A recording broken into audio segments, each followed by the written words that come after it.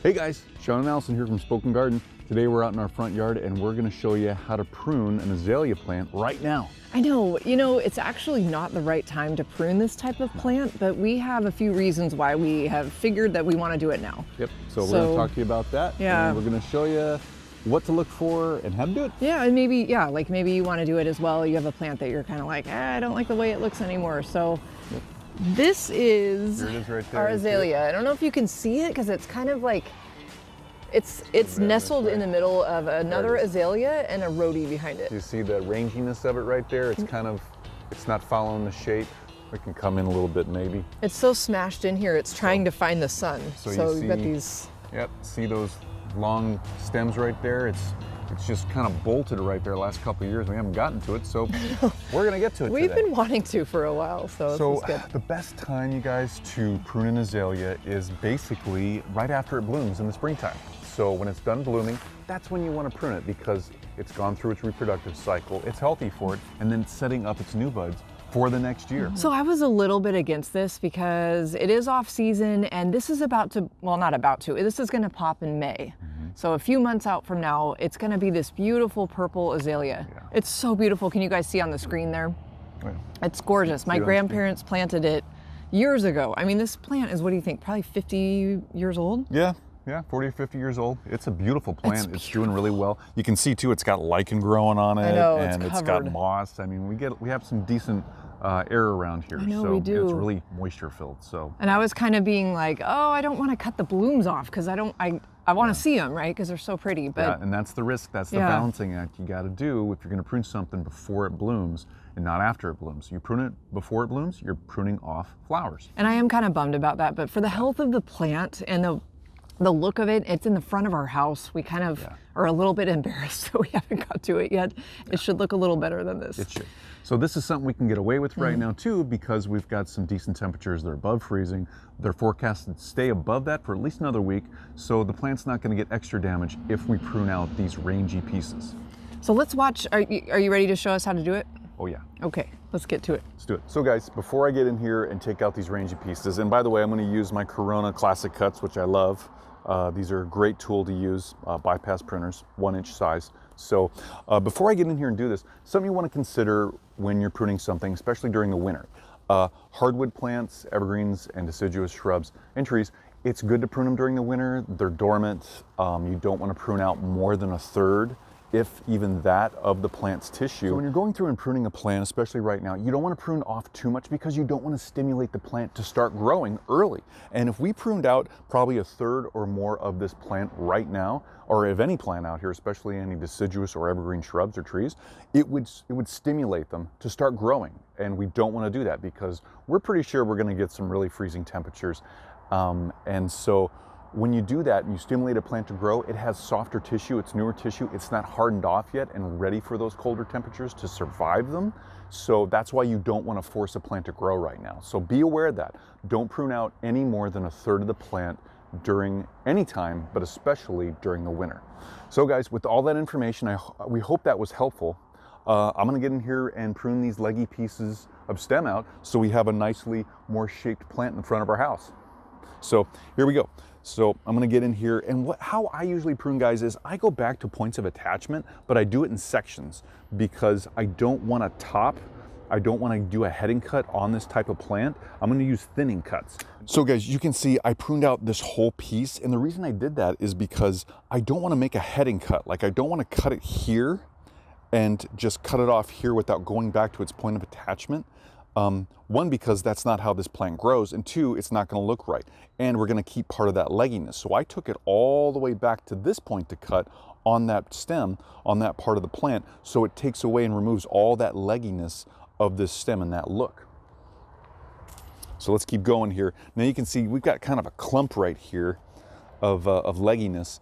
And if we go back, you can see, wow, look at all that moss. That is so cool. I'm actually gonna take this one further back down because there's no part of this plant that I wanna keep, that I can see I wanna keep. I'm gonna remove this whole piece. Oh, there we go. So I just removed all that. Now look how leggy that is. This is a number of years of growth where this is actually shot up and we didn't prune this away, and this is what happens. It stays with that legginess, and it keeps growing with those extensions of the stem that isn't really characteristic of the rest of the plant, where it's more compact and it keeps its natural shape. So this can happen for a number of reasons. I'm not going to go into that right now, but we just removed that legginess.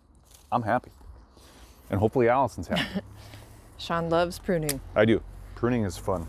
Pruning is awesome. Just gotta make sure you know what you're doing when you're doing it.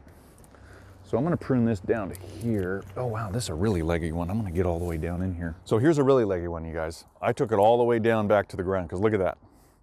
That is leggy.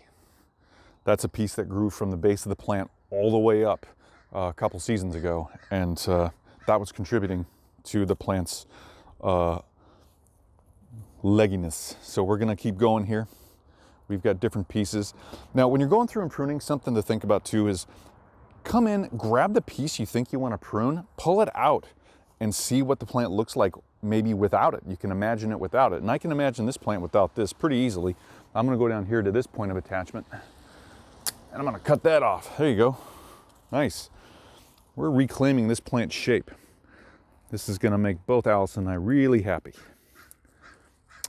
Now, if you get in here and you have a plant like this where it's got all this moss on it, don't be afraid to pause and take that moss off.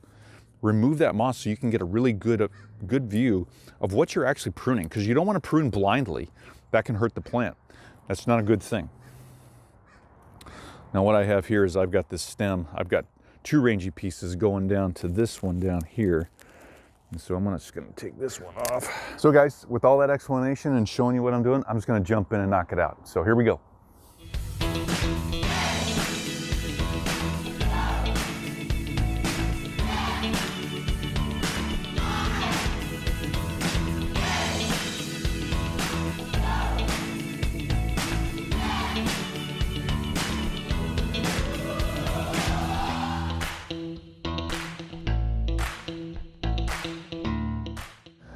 So guys, as we got in here, you saw me removing different rangy pieces. It looks a lot better now, but being inside a plant like this, we found, and you're gonna find out too, there's a lot more going on here, and that's normal, but we found after removing some of the ranginess, there's a whole part of a plant in here that's just literally covered in moss. And so moss is cool to see, and that's what I was trying to tell you before. I like seeing the moss growing on plants, but not to this level. This is actually choking out the plant. It's covering it. I mean, look at that. I just picked that off with my hand, just willy-nilly, and it's literally covering the buds and the leaves of this azalea. It's choking it out, and we don't really want that. So we're gonna have to come through here, and if we want to save this plant over here, we're gonna have to strip all this moss off of it and see if we can salvage it. There's a lot of dead in here. And so we're gonna leave this plant right now. We're not gonna, this is all we're gonna do today. We're not gonna prune out any more rangy pieces, because we pretty much got them all. And we're gonna leave the dead pieces and the moss alone, because we don't wanna stress the plant out, and we don't wanna prune it so much that it stimulates it to grow in the middle of winter. We just shouldn't do that, and you shouldn't do that either. So keep that in mind, and keep that thought process going when you're going through and possibly doing this out in your yard this winter. So it's done. Thank you, Sean, for taking care of that, because it did look super rangy and leggy, and it looks a lot better. Well, I know you really like these plants out here. It's a legacy of your grandparents, and we're trying to keep them up. We're trying to maintain them. And sometimes we can do that. It's under our control, and then other times with all this moss and some of this weird growth, it's tough. It really was kind of shocking to see what was going on underneath the rhodie, because they're all like, they weren't spaced out right, and they're all growing into each other after, you know, decades of growth. So you'll see in older plantings that spacing was not part of the planting plan, especially up against buildings. Like they're so close, they're not far enough away, they're growing underneath the eave and into the buildings. We have one of those really close by, actually, that we'll probably show you soon. Yeah, we do. I can see it from where I'm standing. It's a yew shrub. It's a column one. It's beautiful though. It's growing right up underneath the eave. We'll show you that. We'll show you that later. Sorry, we're getting off topic. But yeah, I appreciate that. I think it will help. I know it will help the health of the plant. So it's going to look a lot better probably next season and beyond. Oh yeah, this spring it's going to pop. So good. Yay. So yeah. So guys, leave your comments and questions down below for us. We love hearing from you. Give us that thumbs up, let us know we're doing a good job, and subscribe to our channel so you get updates on our latest videos. And we'll be back tomorrow, you guys, with our Friday plant chat. We're going to be talking about a really fun winter blooming plant. So come on by to see which plant it is. Maybe you have it in your garden and you want to learn about how to care for it. So we'll see you tomorrow, you guys. See you tomorrow, everybody. Bye, everybody. Bye-bye.